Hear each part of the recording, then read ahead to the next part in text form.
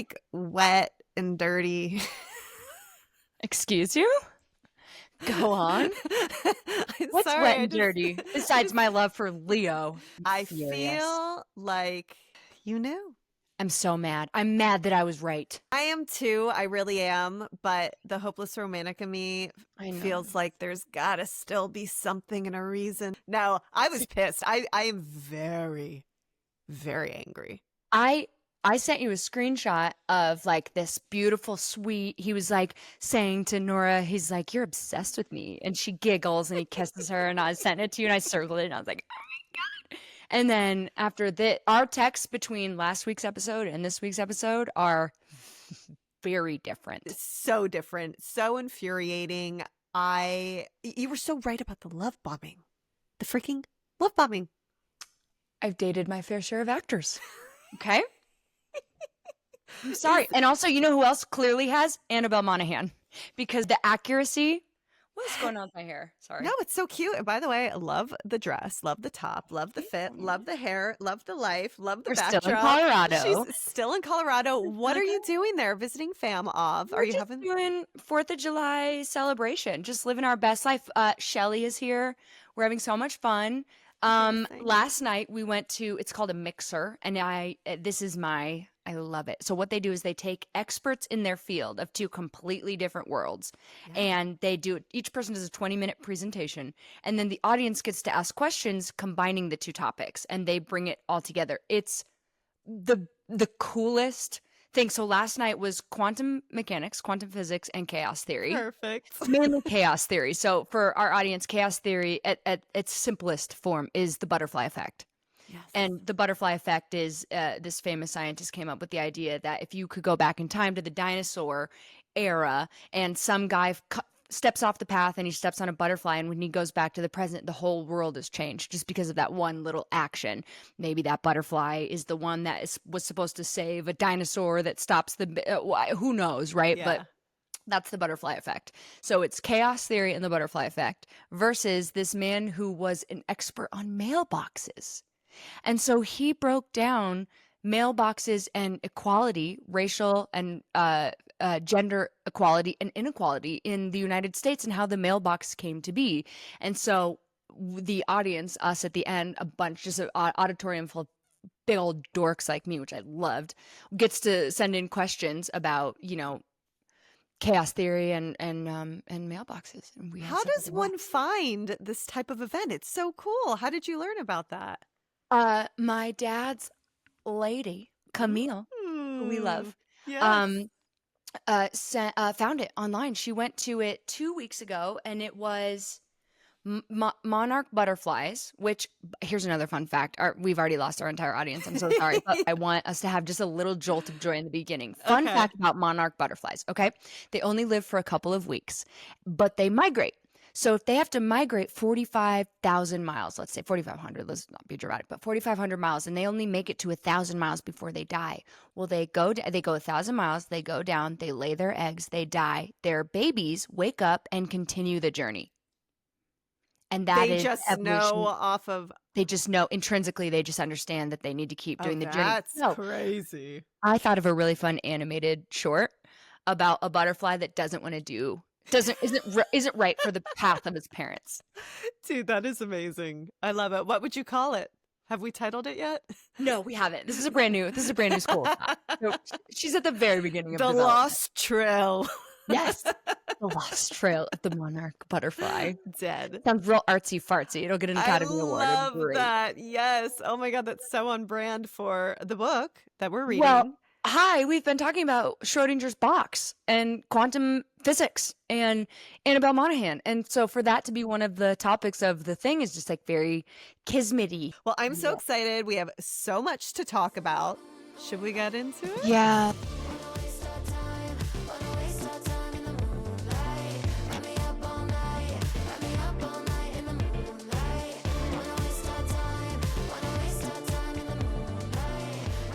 Welcome, everybody, to A Novel Bunch, your modern day book club. We are so excited to have y'all here. Today, we are going to be reviewing chapters 11 through 15 of Nora Goes Off Script by the amazing Annabel Monaghan. If you're new to the channel, please like, subscribe, all that fun YouTube stuff. And if you're listening on a platform like Audible or iTunes, please leave us a review if you're enjoying the vibes that we're giving. We're pissed, by the way, though. Also, I just want to point out Shelly is saying we have really good energy. Oh, thanks, girl. Well, there you Thanks. We wild when we get together, you know? I love it. It's all we know. It's all we know. baby. Okay, we have to just jump right in. I'm so mad. Tell but me. Give it to me. We don't know he's a piece of shit yet. So chapter 11, right? They're just on the porch. Little Burnett sneaks in. He's got his arm around her. We're just swooning like it's just the best, most amazing summer love. But they go to the fair. There's a town fair. By the way, there's nothing more romantic than a fair. I love a fair. I love a date at a fair. Yep. I love, people are like, what's your dream date? I think mine is a fair. Rides, you get to laugh and joke and get face paint. And that is my perfect first date, is a fair. Do you know what that brings me back to? Did you ever watch The OC? You know what? I didn't. Are you kidding me? I know. This podcast is over. This is fun. Girl, okay, well, the two main characters, it's in the very beginning, season 1, and they finally are at the fair and they're on a little Ferris wheel and they have their first kiss. I mean, you can imagine, but those vibes are so fun. Yeah, fun, flirty, exciting. I remember this guy I was dating, we went to a fair and he won me a giant Pokemon, like massive Pokemon, just because he picked up the bottle correctly on the first try. Really? And everybody around him was trying to do it and nobody could do it, and all these girls were watching, and then this guy did it and I was like, oh, You said, that's my man. he can pick a bottle up. So maybe we can look and see if there's going to be a fair when I come to LA, because that Love would it. be amazing. I'd be Love so into that. I also love the energy you're bringing of you're so pissed off already that you can't even enjoy the happy times of chapter 11. I'm sorry Killing because it. chapter 11 was adorable. They're at It the was. fair. Everybody's obsessed with him. He is asking all of Nora's friends, like, we're going to do a barbecue at the house. Do you want to come? It's so I cute. know. He asked his girlfriend if she wants a beer, and I was like, oh my gosh, it's like that. Okay. He meets Mickey, who is Kate, her bestie's husband. Leo and Bernadette go to the store to decorate this like magical land in her backyard. I mean, this woman is living this, like, everything is perfect. And I've learned that when everything feels perfect, it's not. It's our Elmo Fire gif. We send each other this gif every day, like 5 times a day. And things are going well. Okay, so they have, I know, I need to chill. No, you're good. Give it to They me. have a barbecue at the crib. Leo's made this magical, wonderful land. Mickey's very harsh on him, which I love. Thank you for somebody keeping it a buck. So they get him wasted.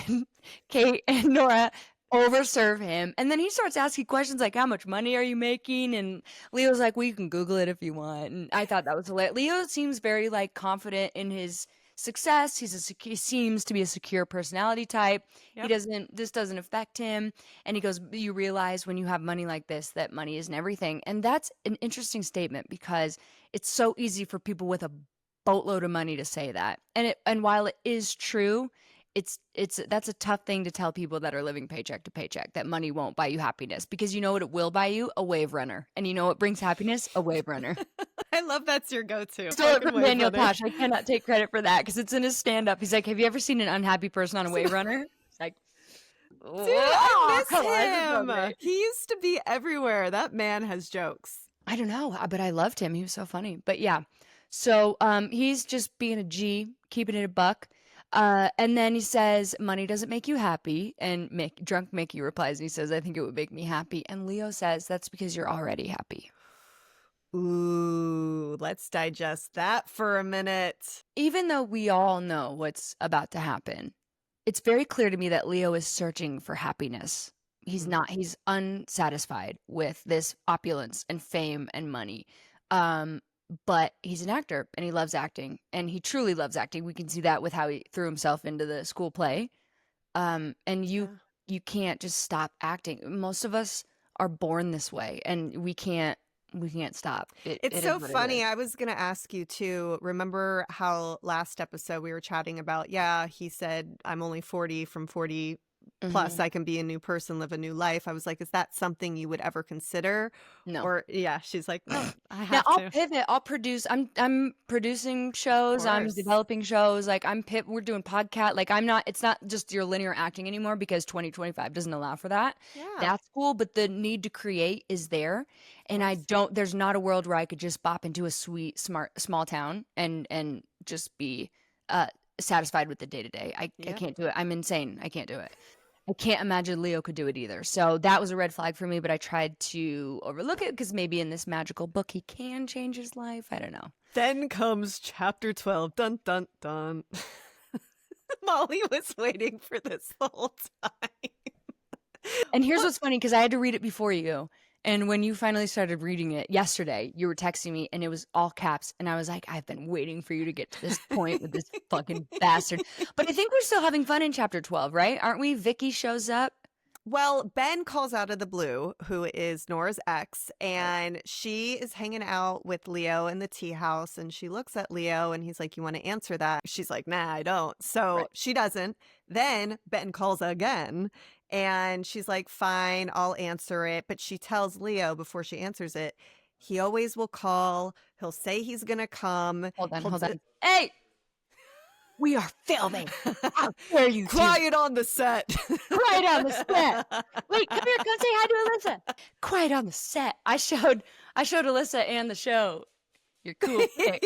Hi, Papa B. How are ya? I'm good. How are you? No, look at his handsome face. We needed a cameo from Papa B. You know what? This has been so. She loves this. Oh, me too. We're obsessed. She loves being with you. I mean, Oh. you can. It's really special. I mean, she just. This is her favorite thing. This You're is gonna make me cry, because me too. Yeah. I love you guys so much. Yeah. How do we go on from that? Because we're so upset about the book, but that was so sweet. For our listeners, that was my father. You know what's so funny? He's such a stud, right? DB is such a stud. DB, for our listeners, that's who I call my dad, David Burnett. DB's such a stud. He has no idea that he's such a stud. Oh, Like my brother and I will stud. post, I love that. the humblest of studs, and it's love that. authentic. It's not like no. He truly is like Will and I. My brother Will and I will post like a picture of him on Instagram for like at Father's Day, whatever. People will be like, "Oh my God, your dad is," and I'll be like, "Don't, no." But then we'll tell dad and be like, "No, they didn't say." Like he just does not. He has no idea. It's so cute. I know all the stories I see. I'm like, Papa Burnett, crushing it. Get it, my guy. Super Coming stud. through. Okay, all right. Back to this shithole. Not the book. The book is amazing. The book is amazing. The situation is bad. Yeah, she's mad at the plot right now, real mad. Yeah. But a good mad, as in, hey, this writing's great really writing. good. I'm pissed at you. Right. I know. So Ben called. Yes. He didn't answer. Ben calls Yes. again because he's that guy. She Well, finally answers. And she puts it on speakerphone, which Yes. to me was such a vibe, because she was basically saying, hey, I have nothing to hide, let's chat. Ben starts saying exactly verbatim what she told Leo he'd say, where he Which is goes, hilarious. yeah, I'm going to come. I just got to nail down a few deets. Like, ew, barf, gross. First of all, if you say deets, bye immediately. Deets and peeps, I hate it. It's an ick. Stop. Now, one of my girlfriends can say, what are the deets? That's great. But if I'm dating you and you say deets, swipe left or right. Or Yeah, whatever it's right. not that attractive. I will say though, when I was 12 years old and I had my message machine on my own personal phone line in my bedroom, I said, "What's up, peeps?" Wait, but that's when a girl says it. I'm sorry. This is such a terrible stereotype. I'm the problem, right? But like, I have no problem with you saying peeps. Thank you. I haven't said it probably in 20 years, but I appreciate you. We're definitely aging ourselves right now, which is just the peep terminology. Sorry, right? gang. They're like, what is that word? So going back, She answers the phone. He says the exact same shit. I Yes. would love to take the kids for the weekend. I just need to nail a couple of some deets. Just got to nail some deets down, and I'll get back to you. And then, how are you doing? She was like, I'm doing so great, and she sounded like she was great. Well, yeah, because you just got some like fucking. And Hollywood he's right superstar there shit. next to her on the bed. And then Ben goes, "Oh, are you still writing that little romance story about me?"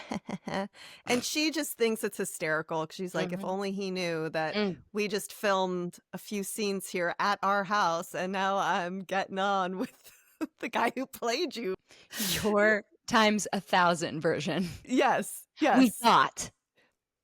Sorry. Oh, we're not there yet. She's Sorry. mad. I said no spoilers. No, I'm just kidding. We've all caught up. We're all through these chapters, so we all know what's coming. We do. And then she tells Leo that Ben will occasionally come by and just knock on the door. And he goes, "Well, if he knocks, I hope you'll let me answer." I'm like, "Oh, Leo, this is before you hate him. So you did love that. Did you Don't look at my face? I was like, you know what I'm quickly learning about you? Anytime we're reading a book and you've decided, you've drawn your freaking line in the sand, you go, "I'm pissed. I don't like this character. There's no redemption. I hate it all." And then you literally, like, there's no going back. You're just like, nope. It's just not happening. And for me, I'm like, la da da, maybe. But that's why we're such a good yin and yang. We're such a good yin and yang because you have this sweet, adorable, heart open, eyes open, but you're also happily married, so you don't have to swim through the pits of dating hell like the rest of us normies. We're getting there. You're right. You're right. I need to get better. Once I get triggered, it's a wrap. No, I love it. It cracks me up. I just see like the switch in you, and you're just like, no, it's not happening. So they go out to dinner. They do go out to dinner, and who do they run into? Miss Vicky. It was a hilarious line because she comes up. She's obviously a little shocked to see this. Yeah. Nora's stoked, as she should be. And then Vicky says, "Well, that's nice," after they talk about, how he's going to stay around for a little bit. Oh, sorry, I jumped ahead. So, no, she's finally getting ready to ask him if he's going to stay after opening night, and then Vicky walks in. So that's right. She doesn't get to that. Vicky walks in. They have a little chat. It's uncomfortable. Vicky's obviously a mean girl. Obviously a little jealous of Leo, which, like, even if you're a nice girl, who wouldn't be? And then Vicky goes, "Well, that's nice." And Annabelle, our author, says the woman who left her underwear in my husband's Audi. That was a moment. And I'm like, finally, she's speaking up. She's just telling everyone what's up. Like, she does not care. And maybe Leo gave her that confidence a little bit, When you're in a relationship like this, nobody can tell you shit. You're untouchable. Ain't nobody can tell you shit. And here's why. Because the chemicals that are getting released in your brain in this type of relationship, which was, as we know now, love bombing, is the same as a heroin addiction. So when you are high on heroin, ain't nobody can tell you shit. So when you're high on dating, ain't nobody can tell you shit. Because you a bad bitch. And to be fair, she's dating the most well-known guy in the world. Dating Brad Pitt. So, you can't tell her shit. Yeah, you can't. And I don't blame her. And I love this for her. I just hate what's about to happen. Well, meanwhile, Leo and Mickey have become quick friends. They're literally besties, and it's so cute. And Mickey said that Leo is so comfortable with his success that it makes it easy to forget about it. And I was like, isn't that such a line? So honest. And that's the way that Leo makes people feel, which is why he is fitting in with a small town. And Leo and Mickey, they go out and they have beers, and Leo wants to know about barbecuing ribs and solar panels, and Mickey wants to know, well, who in Hollywood has Leo seen naked? Which I love. What a juxtaposition between the small town life and the movie star life. But let me just say this too. Actors are very good at making you feel seen and heard and loved. How could they not? And they can evolve into whatever you're looking for, because that's what we do for a living. We evolve into whatever we need to perform. And so Leo has gone full, I am a stay-at-home daddy with money. He is a daddy. I love your kiddos. They love me. I love your friends' friends. I love the guys. We're going to drink beers. And that's going to be the life until his real life comes back. Well, here's my question for you. I know we know a bit into what happens. This obviously seems a little triggering, this storyline for you.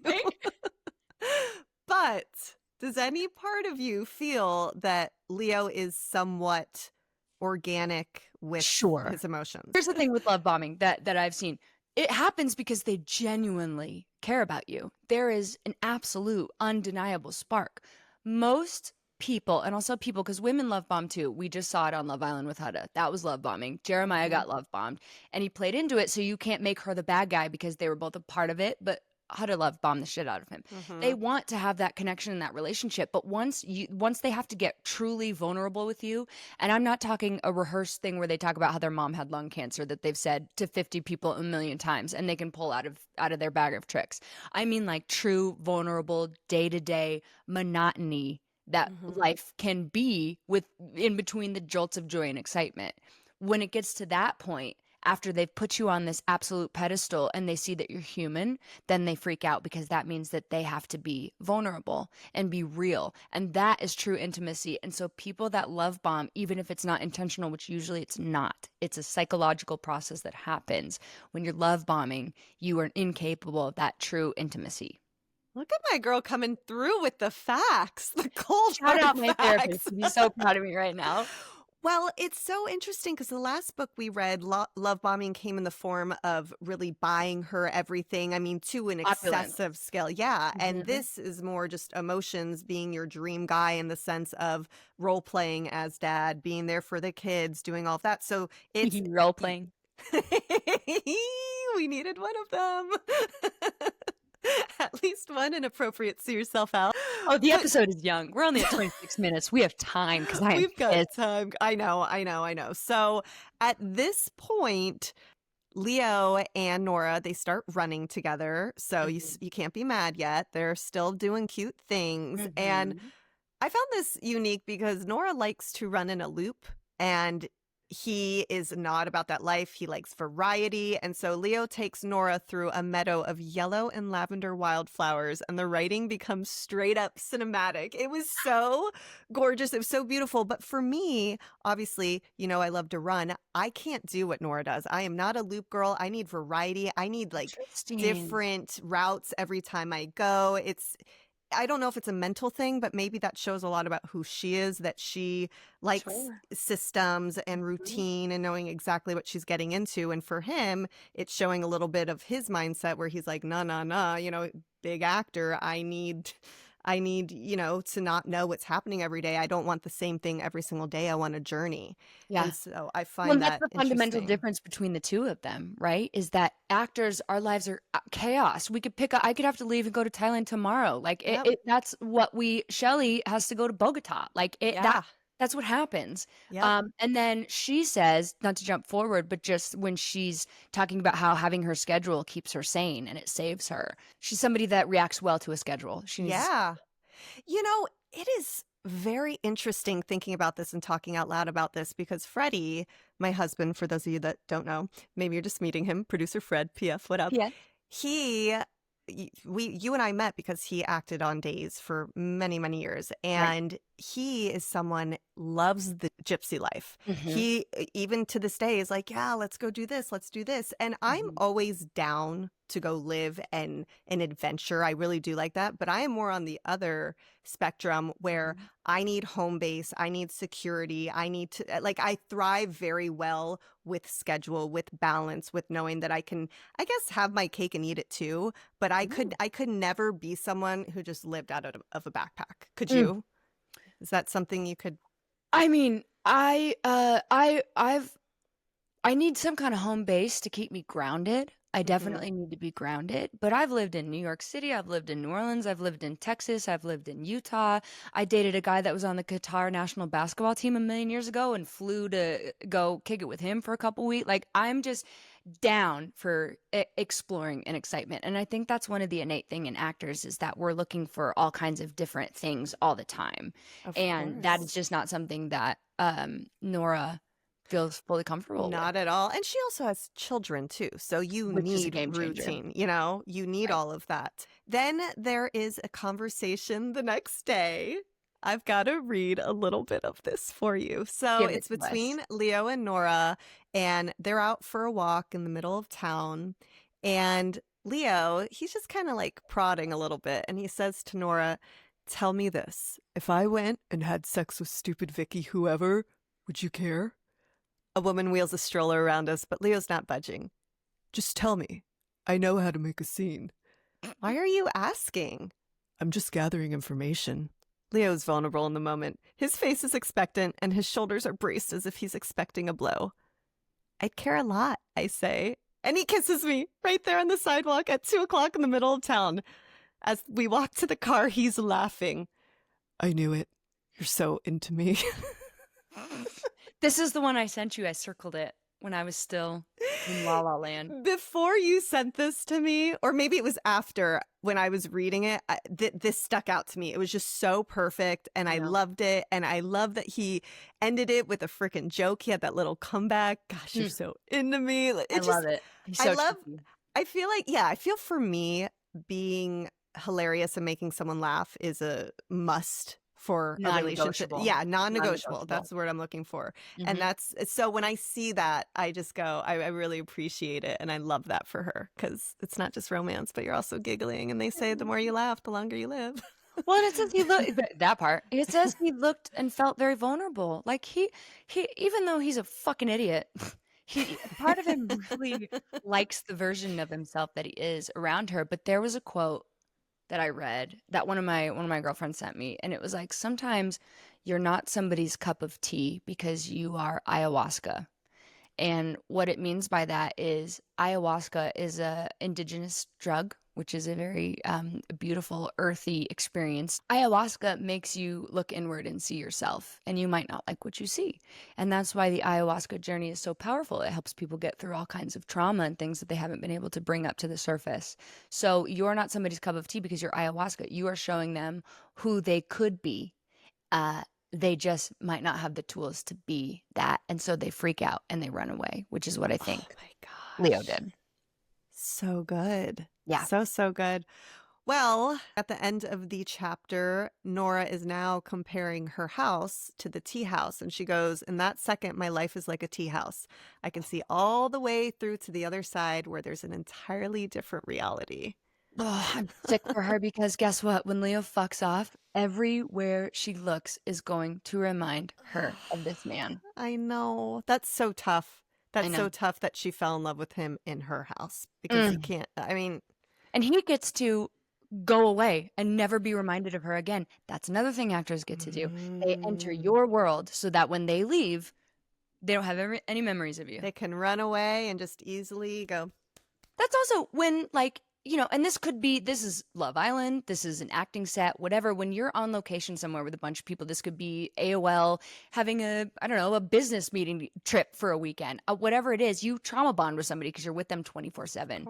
So because he's staying at hers, they are fully getting the whole experience of, they're rushing into everything because they're with each other the entire time. That's why you get showmances, right? Where casts will do, they'll date or hook up or whatever, because you trauma bond for a couple months. And then when you get up and leave, that's it. That's one of the sad things about that career is you don't always, that's why friendships are so important to me, because you meet amazing people on sets and you bond and you become so close. And then when you wrap, you don't really ever see him again.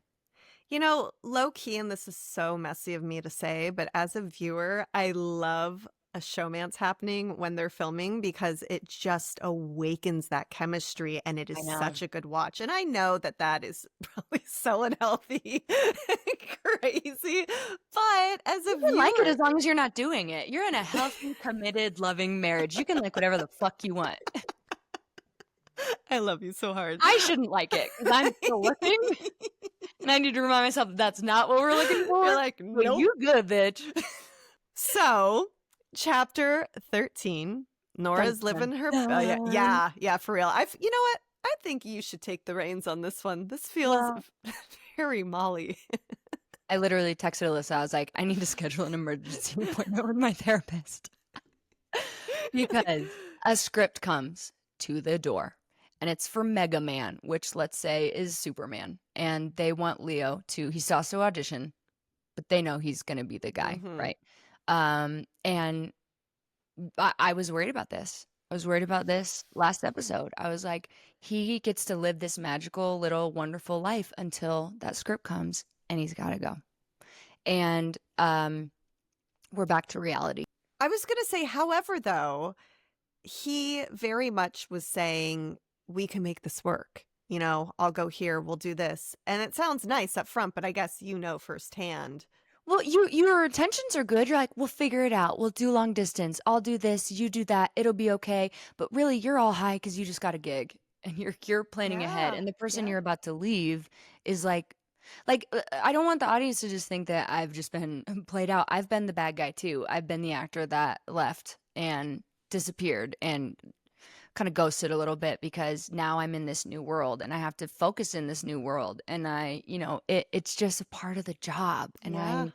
that's what makes it so hard. You know, it's so funny because I was in a relationship many moons ago with someone who was very much working, always traveling, always going to new sets. And I would go visit often if I wasn't there all the time. I mean, I was young, I was able to do that. But there were many times where you show up and you feel like the odd man out because everyone's built this chemistry and the girls love the person you're dating and they've got, and who knows, you know, what happened when you weren't Right, there. one of And the co-stars gets a little weird and you're like, huh, you're oh, laughing really high pitched for something that oh.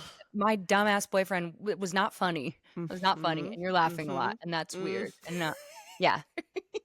I've got some stories for you. Woo, yes. But that's something else to take into consideration for Nora because she's Mhm. not just this single woman without any attachments. She's got a family. She's got two Yeah. children. So what? She's just going to rip them out of school and then just go Yeah. travel with you? I mean, Yeah. I get it if you're a married actor in a relationship, you have kids and you are a family unit and everything Mhm. you go and do. You see that a lot, you Of know? course. And you kind of have to do that because you've Yeah. got to build a life together and it's really difficult Yeah. when you're living on opposite sides of the world. That Yeah. can happen. I'll never forget. I was on CSI Cyber and I worked with, it was such a blast. I worked with Ted Danson and Patricia Arquette and James Vanderbeek. And I remember I was talking to Oh. Patricia Arquette, who was on a procedural, just your standard procedural. It filmed at the CBS Radford lot down the street in Sherman Oaks, California. And I was talking to her about it. This is a big movie star, right? And she's doing this like very regular television show. And she's like, I just like being home. It's just nice to be home and have a stable job. So, Yep. you know, That's what a lot of the actors too on days even would say that had families. They're like, I just love the consistency of it because as an actor, you don't always get that. So at this point, he comes in, Leo, once he gets the call, and he explains to everyone that he's right for the lead of a huge film. And the kids are heartbroken. How could they not devastated. be? Here's where I'm upset with Leo. Like, I'm not furious with him for the love bombing thing. I think he genuinely, I think he genuinely fell for this woman. And this is what he knows because he's a charismatic actor. And that's what we do, right? We give you everything and then we flutter away. So I'm not mad at him for that, but she has children. And he has become this really pivotal person in her kid's life. And you can't tell the kids in the same way you can tell a grown adult with a fully formed, frontal lobe, Yeah. that this is over or this is going to change or whatever this is. So I'm very upset with him for that. I know. I was too. But on the same note, they both knew exactly what they were doing, both of the adults getting into this. And Yeah. she You're was right. prepping herself, though. She really was. I feel like there are always hints of things where she knew that this wouldn't last forever, but she invited him in. This You're right. this She's did at fault happen. too. One quote that was beautiful is Annabelle, who's, once again, I cannot celebrate her writing more. It's just stunning. But she says one of the trickiest parts of being a single mom is knowing when it's okay to fall apart because you got to be the rock for your kids. And she is heartbroken that this man has to go back to reality. It's a devastating thing. It's when you're dating somebody and they book a show and they've got to go somewhere, you're so happy for them, but you're or vice versa. But when you're the one who has to stay and they get to go, it's like, I'm so happy for you, but also I don't know if I'm going to see you. And what if your co-star is hot and you fall in love? And how is this? How long are you? Are we strong enough? Are we in love enough to make this work? Do you want to make this work? Are you going to just all these things go into your head? And Annabelle wrote that. And so I felt like she literally went into my psyche and pulled out the things that my brain says when you go through stuff like this. Oh my gosh. I mean, she nailed it. And like you said before, you almost think that she's lived this because she's nailing, or maybe she had someone close to her Yeah. who went through it and she was Yeah. there hearing, because both of us having been on that side of it, Yeah. is just it's fascinating to read. For you, triggering, but a little fascinating. Well, you've been through it a few times, and I would say it would be more triggering. It would be less triggering for me if I was happily married. I'd be like, yeah, that was idiot. And it wasn't recent per se. I've had all the time to go, oh, whatever. Sure. You know? You've been with Freddie for what, 10 years? 15 years. 15. Let's just start that right there. Are we that old? Yes. Yes, queen, we are. The kids are heartbroken. Leo says he swears he'll be back in a week. He'll be back Thursday before opening night, which is Friday. That there's a million ways to make this work, even if he books it, because it's just an audition. And then a car shows up, he gets in, and he's gone. And that's it. The fact it was so fast. I'm telling you, when I booked SVU, I found out Sunday morning, and I had to be on a plane Monday to move. That's crazy. Cross country. Across the country. I have a dog. I have a car. I have a mortgage. But that's, you just got to be able to do it. Gosh, that's so wild. And so he leaves. She's heartbroken. And everyone is kind of spazzing about him being gone. And that really sucks too for Nora. Everywhere she goes, people going, "Oh, where's Leo?" Because they loved him. I know. And so did she, clearly. He shook up the town. Yeah. This big charismatic ball of energy and light and charisma came into this town and turned it absolutely upside down, and then left just as quickly. And so now everybody who loves Nora, except for the mean girls, everybody seems to really love Nora and be protective of her. And so now everybody's like, uh-oh, I don't know if this is good that he left like that. Like, we'll give it the benefit of the doubt, because she keeps saying he'll be back in a week. Like, okay, I hope that he is, but like, he's a movie star, baby. I don't think that's gonna happen. I felt really sick, and I felt really bad for her. And basically everything keeps getting pushed, so bad stuff happened with the director of the project. And so which also happens. It's chaos. It's chaos. Nothing is ever set. And I've always said to Freddie, even if you're an actor and you book a job and you film the job and it's being edited and they're promoting, you never know until you see your freaking face. That part. If you're going to be in it, because everything. Who did they cut out of F1? That beautiful actress from Bridgerton that they cut. Yes, I loved her. Me too. And she's just not in the movie. And she spent all that time filming. I mean, you just don't know. You don't know what's going to end up happening. So the industry is crazy. Absolutely insane. And things keep getting pushed. And this is not a good look for Nora, because she's got to tell people. And there was one guy, the older man, who had said to her, yeah, well, if he's got a plane ticket, he's coming back. And she was like, well, he doesn't have a plane ticket, just, the next day. And, But he has promised to Arthur that he'll be back. So that's what she's holding on to, is the promise. Yes. He may not have a plane ticket, but he has a promise. Like, honey, don't trust the movie star. But everybody's very excited, because we finally get to the day before the day he's supposed to come back. The whole world's excited. The show people are excited. The kids are excited. Nora is absolutely through the roof. I have a terrible feeling that he won't be coming back. Then we find out, which is why I want to know Annabelle's reality around this, because all of her data points of this are incredibly realistic. The director gets fired for SA. Which unfortunately can be prevalent in this industry. And so now the whole production is upside down. They got to find a new director, and it's absolute chaos. And that happens. And so he says he is going to come back Friday morning. Don't worry. He's still going to make the show. He'll be back Friday morning. I don't think he will. I am sick. My heart is in my stomach. I don't think he'll be back. The kids are going to be devastated. Nora is going to be devastated. And here's the thing. What's so cool about Annabel Monaghan's writing is that she could very easily write Nora in an annoying way, because this obsession she has with Leo, this like kind of changing her life around for this man, could come across as very annoying. What Annabelle's managed to make it come across as is just this beautiful, sweet, wonderful, sweep you off your feet love story. Which is why I've been so triggered throughout the entire thing. But it's still very fun and exciting to read. And she just makes Nora so lovable still. Well, and to your point too, remember when you had asked me if I get butterflies when they finally get to the kiss?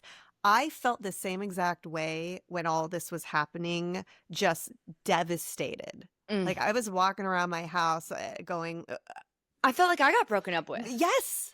Yes. I was telling Shelly, she's like, "Are you good?" I was like, "Oh, my boyfriend is an asshole." And she's like, "Okay."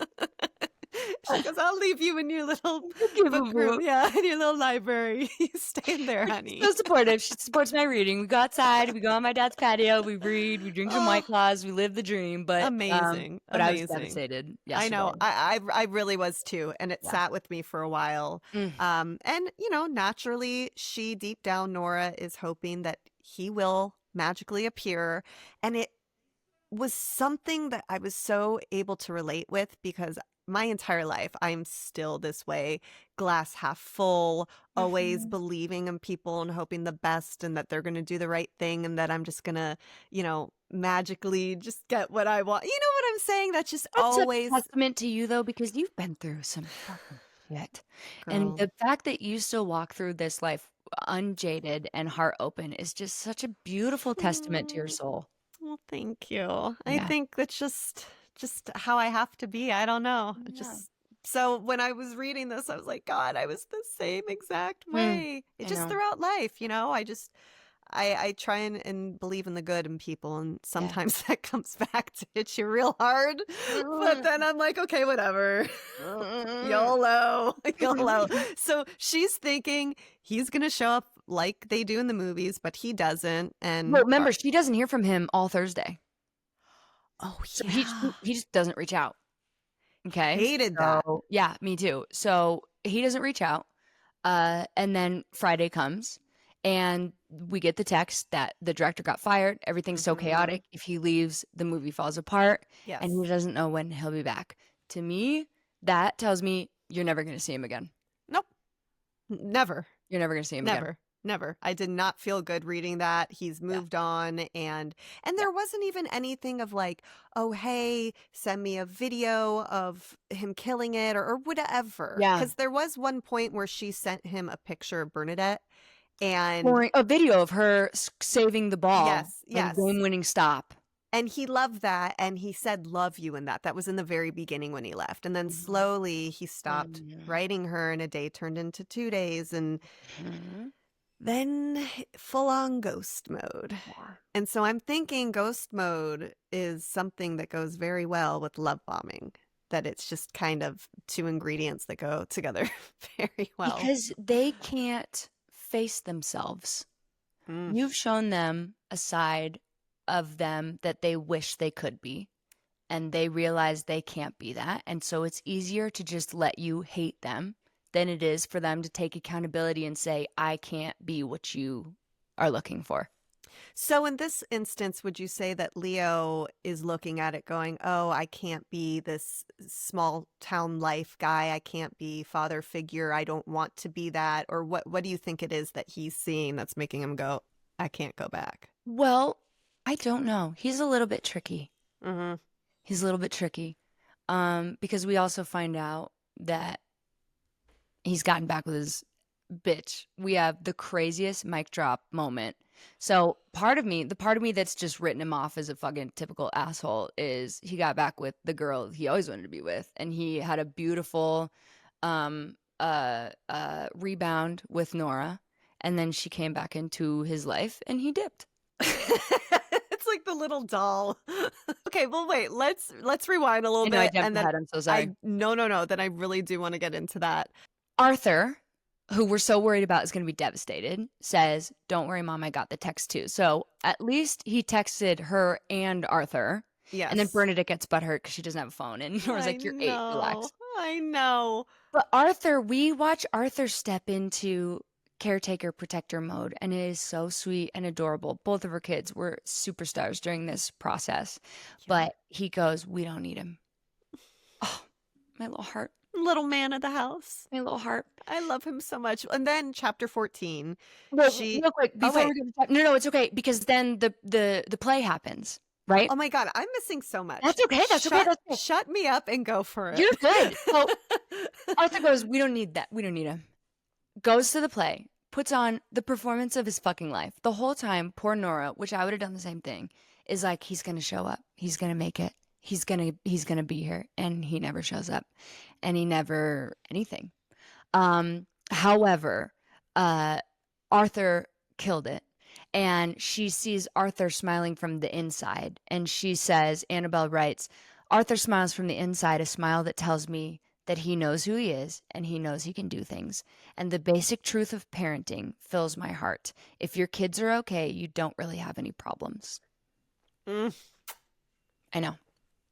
So well done. Yes, so beautiful. Beautiful. And so eye-opening when you really think about it. Even, when you think about the health that we have and just the small things in life, we are so lucky. We are so rich in so much. And when you lose those things, if your kids aren't doing well, whatever it may be, you go, wait a minute. So sometimes we really can take things for granted. And that was such an aha moment reading that. Yeah. That you go, okay. Yeah. So she finally hears from him. I didn't love his response. He stops calling and then texts, I can't leave. The whole production will fall apart. I'll call when I can. Spoiler, he doesn't. Yeah. Nora's left staring at the phone, waiting. Her kids are okay, but she's not. And she finally, a couple days go by and she waits all weekend. She doesn't hear from him. She calls Kate. Kate goes, fuck this guy. Which is what you've done to me many times, had to help pick up the pieces. Which is why female friendships are so important. Yes. So important. Don't because play, baby. How many times have you had to? Girl, goes both ways with everything in life. Like, shit. I know. Just, oh my gosh. So she finally goes, I'm an adult. I can text him. So she texts him, hey. And she doesn't hear a fucking thing. That really pissed me off. Me too. And then we go into chapter 14. Still nothing. I punish my phone by not taking it with me. It punishes me back by not ringing. And that is dating in 2025. Oh no. No. She's like, I'll be here all night. This bitch is taking her phone everywhere. Up with the kids. Down, she leaves it. She waits. She checks. It's nothing. There is nothing worse than waiting for that. And I, as somebody that tackles things head on, if I have an issue, whatever, I will call you. I do not care. I hate it. And this can be a very masculine quality, a very avoidant masculine quality, is when they just avoid you because they think it's easier. It's a little bit giving bitch. You're being a little bitch. I'm sorry. I'm sorry. It really pisses me off. Like, Leo, you're being a little bitch right now. You're a bitch. Yeah, I don't love that. Bitch. Also, Leo, there are children involved, my guy. There are kids involved. So it's not just your little selfish ass and your hot side piece from a small town. There are two kiddos involved that absolutely fell in love with you. And you've just decided to dip? Are you fucking... And he knew this. He was being part of it. The fact that he even texted Arthur, what are you doing? What the hell are you doing? And so her bestie comes over and she goes, I need you to be honest with me. Tell me what you think, like you said. And a car pulls up. And Nora lets herself dream. It's him. Oh, what an amazing... He's come with flowers to apologize. I'm so sorry. I told the movie to fuck off, and I'm here now, and I'm going to stay with you forever. But what does she actually find? You know what she finds? $21K and a note. That is not the love letter that she was hoping it would be. No. And that is way more money than she was charging Leo. She was only going to charge him $7K for the 1 week. Yep. And since they were boyfriend, girlfriend, a couple, she's like, I'm not going to be messing with that. So he's literally paying her off, saying, I'm sorry, use this, have a good life. Well, because he's learned that money fixes problems, which is the same shit he told Mickey. Like, money doesn't make you happy. But he's so used to buying things to make people look. He bought a whole bunch of shit for Nora, and it's very this sweet acts of service and gift giving. Like, it's a lovely feeling, but he's doing that to assuage his own guilt. I would feel so mad. Yeah, I would feel so mad. So what does she do? She decides, wait a minute, this is his address. Ding, ding, ding, ding, ding. I should go to his penthouse in New York and go see where he lives so that I can feel better and close this chapter Very of my logical, life. level-headed decision. No notes. What could go wrong? Nothing at all. And so she goes up there, and Wheezy is staying at the penthouse. And she comes up with this little lie that she got her hair done. And so when Wheezy sees her, she kept saying, I look like Carole King, which I loved that reference. I love Carole King, James Taylor, that era of music. I can picture her perfectly. And so Wheezy was looking at her, and Nora changes her story. She goes, oh, I'm going to go get my hair done after, but I was just in town and I thought I'd just drop this off. And so she walks in to his penthouse, and she kind of sees there are no personal photos. It's very cold. And Wheezy asks her, hey, like, do you want some coffee? And she's like, yeah, I'd love some, just because she wanted to see what his mugs look like. I mean, all very healthy actions. When you get ghosted like that, or not ghosted, when something ends really abruptly, thank you, you start looking for dots to connect. You start looking for answers. You kind of lose your mind a little bit trying to figure out what the heck happened. And so that's what she's doing. And then Wheezy drops the bomb when they're talking about decorating. This is what really angered me. She's like, oh yeah, Naomi is the one who designed this. I go, excuse? Not only that, Naomi and Leo were on vacation, and she goes, vacation as friends? And she goes, no, they were madly in love. And she broke up with him 3 days into production, which now explains why Leo was a drunk fucking mess at her house. And we thought from previous conversations between Nora and Leo that he was a mess because his mother had passed, and that he was dealing with that, which of course, but this was a really big ticking time bomb that, I don't know, should have been mentioned. And so here Nora's running around set seeing Naomi and going, and that's what I mean when I say he will say real stories about his mom and watching romance movies and stuff, but the real shit that you need to know about, he's not going to say that. And he doesn't have to, because he's in your world right now, so you don't need to know it. And that too is about how things can happen on set, that her coming in as an outsider, she had no idea, and she looked like a freaking fool, and I hated that for her. Me too. And so she ends up chugging this coffee. It's so hot, but she's like, I gotta get out. Like, the coffee mug was just a white hotel coffee mug, zero character. She's devastated at this point, and Wheezy can tell by the way that she's saying goodbye. She goes, oh no. She goes, you didn't. And she goes, yeah. And she goes, and he told me he loved me. And that kind of threw Wheezy back, because she goes, he's never said I love you to any of the girls. And she goes, yeah, I have it in my phone. I can show you. Girl. Like, Nora, put the phone away. Like, oh, chill. You don't need to prove Wheezy. Wheezy knows. Trust me, Wheezy has seen some shit. She's seen. Okay. She has seen. So at this point, she gives him the money back. Or she gives Wheezy the money back. Wait, that was her only default. Bitch, take that money. Fuck you. 21K? It's mine now. Yeah, no, I know. I mean, I was devastated when I read this part, and I was like, oh my gosh, what's going to happen? The fact that they brought another woman into it, which is so funny, because the last podcast we were chatting and I thought that he'd go into maybe their world, and I was like, do you think cheating could happen? And I was really hoping in the bottom of my heart that that would not be it. I was like, this guy's like already lived, but no, he's with the co-star that was in her house. Turns out it's even worse. I wish he would have just fucked a prostitute, Hugh Grant style. No, he went back to his ex. I know. Who was in her house and is like the most beautiful woman in the world, as she explained. Time. And so there goes her confidence and her ego and everything, because Angelina Jolie swooped back in and said, I want you back. And now Nora has to live with that. I am just devastated. So then we roll into chapter 15, and Nora, like any sane woman, is going over everything in her head, trying to see, did she miss anything? What's going on? Let me connect the dots. And Kate was being her handler. I said something inappropriate in my notes. We won't repeat it because we don't say names here, but Alyssa had to help me through something quite similar to this. I did. That guy. I know. And then Vicky shows up, and she wants to pity hug her.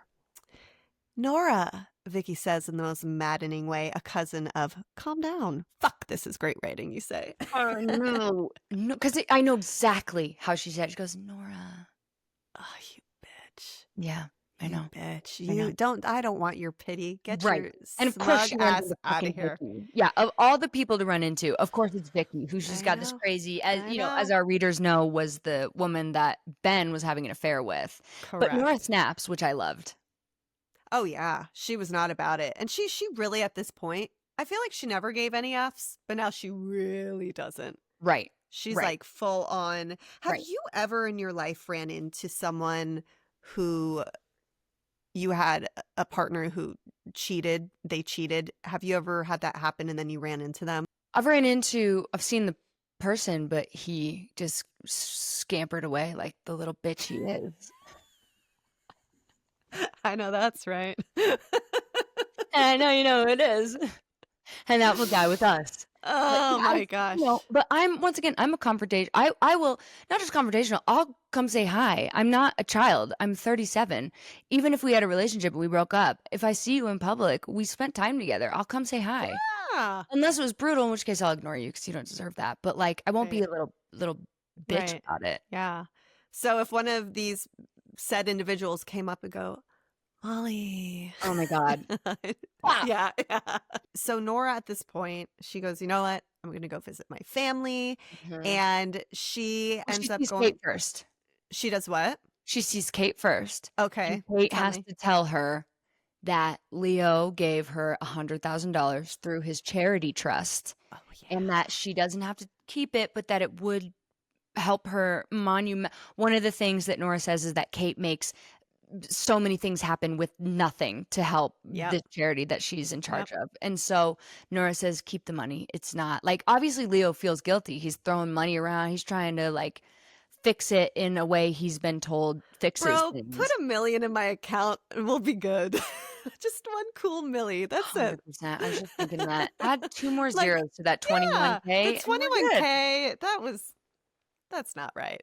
Yep. That was way too low. So she ends up going to visit her family at her parents' house, and her sister and husband show up, and Penny says she needs to write a big blockbuster romance like The Notebook, which any other time would be annoying, but she might be onto something. Maybe Nora thinks she can write her way out of her feelings for Leo by writing their story.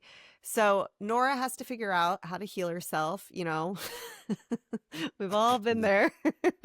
And she starts with reality TV watching. And Nora's mom has this conversation with her about marriage advice because Nora's parents have been together since high school. They're high school sweethearts. And her mom said, you each have to give 110%. And in this situation, obviously, Leo was not giving 110%, and Nora very 0%. much is. Yeah, just like Ben. Yeah. And on that point, I feel too, especially after being in a relationship for 15 years, there are going to be times in life where you're going through shit, you know, it's going to get tough. And maybe one of you is going through it a lot harder than the other person. So that other partner has to be giving a little bit more just to be that rock and that battery to help charge that person and keep them sane, because it's going to be like that through your entire life. When you choose a partner, you never know what's going to happen. Right. So Brene Brown has a really great thing about that, where something that she does with her and her husband, she goes, I have 20% to give. Can you cover the rest? Or I have 80% to give, so I can tell that you have 20% to give and I'll cover the rest. Like they just check in with each other in that way. And that is a really way to help. That's a really great way to help communication in a relationship. Yeah. Oh my gosh. So at this point, she's given 110, he ain't, and we are not loving that. We are not loving that at all. But then the betrayal. She's been waiting. She has been waiting. She looks through Naomi's Instagram because, of course, it's 2025 or 2024 or whatever year it is. Right, it's modern day. Yeah. And there's a fucking happy birthday to Naomi post on his Instagram. So not only has he ghosted this woman that he said I love you to, that he made all these promises to, that he made the kids fall in love with, the town fall in love with, but he is publicly rubbing it in her face that he's back with his ex. And before she saw this, the TV was on, TMZ came on, and they saw Leo coming out of a club, arm around Naomi, which her whole family was watching this. That is just... I'm so mad. I couldn't imagine. And then so she reacts and she goes to his Instagram. She sees the birthday post. She sees that these photos don't really seem like him. There's a bunch of pastels. And that was an interesting tidbit. Right? There was one photo, too, that she goes, I know him from what I think I know of him. And I think it was of a sunset or a lake or something. She goes, I don't think he took this. So is he painting a picture of who he thinks he should be to, you know, the world? Or is this really who he is? And she really never knew him at all. Yeah. Yeah. Piece of shit. Piece of shit. She also says, I vow to delete my Instagram in the morning. I don't delete my Instagram in the morning. Like, she didn't. How many times have we all said, we're going to delete our Instagram, and then we don't? Please, we're addicted. It's fine. So what do you think could happen from here? I have no idea. I do not know how we were hypothesizing this, last night. And I was like, does this become a love story about Nora to herself and like how she climbs out of this and becomes her own superhero, to which you promptly unhearted? Upside down. Upside down. I don't want to read that. That's fair. I don't want to read that either. I had to live it, so I don't want to read it. This is escapism. I need the love story. Right. I'm not really escaping right now. We're putting salt in my wound, so I would really like for them to. But I don't know how I don't know how he comes back from this. I feel like there was a big Easter egg where Penny goes, you got to write a big old romance, like the most loving, obsessed romance novel you've ever written. You got to write a movie. So I'm thinking maybe she writes this, like The Notebook, like something like that. And then they see each other at, like in LA at an event. And it's just, like, I don't know. I don't know how you come back from this. I don't think you can. I feel like there's got to be a forced situation that will force them to see each other. I think at this point, it is so far gone. He's trying to pay her off. He's back with his ex. He's completely ghosted her. He can't, even if he just showed up at the door and said, I am so sorry. I made a mistake. Take me back. Not like, good enough. Absolutely not. No, there are kids involved. She called him. She texted. He had multiple opportunities. Yeah. So I feel something's got to happen. They both work in entertainment, obviously. So maybe there could be something there, but some sort of forced proximity based off of being a reader, knowing that sometimes those things do happen. Will force them to have to communicate. I don't know what that would look like because she's obviously going to hate him, and I don't know how he's going to react. He's going to look like a freaking jerk. Like how would the guy act? Like nothing happened? What's the guy do in that situation? Oh, hey, what's up, Nora? Good to see you. And then I don't know, because I've never spun the block with a guy like that. Once you fuck up like that, I'm out. Done. And ironically, a lot of the time they try and come back because they, I don't know what happens, but by then you're like, nope. You're on to the next. Yeah. Yeah, absolutely not. You know your worth. So something's got to happen. I'm dying to see what. And dying to see what happens. Literally so happy that we're filming today because I feel like I can go read it now. I've been waiting. I was like, if you don't think I'm going to grab my book and go outside the second we're going, girl. We going. So yeah, that's going to happen. And then next week, we will be reviewing chapters 16 through 20. I can't believe we're already there. But we have some news, Bunchies. We have some very, very, very big news of something Miss Molly Burnett is going to share with us right now. What is happening for Novel Munch, Molly? Tell us. We are so excited. We're doing our first interview with Miss Annabel Monaghan, the author of Nora Goes Off Script. And we're so honored to have her. We're so excited. And I can't wait to ask her, like, bitch, did you fucking act her and he left you? Because why is this so perfectly written out? I feel like you went into my... We have so many questions to get into the mastermind behind this. Such a brilliant, beautiful brain. And if you want us to ask her specific questions, please let us know below. Yes. We cannot wait. We are going to be posting at the very end of the month. It'll be a bonus episode on Thursday, the 31st of July. So look out for it. But we can't wait. We're going to bring Annabel Monaghan here on A Novel Bunch. Y'all heard it here first. We love you. We appreciate you. And we'll see you next time.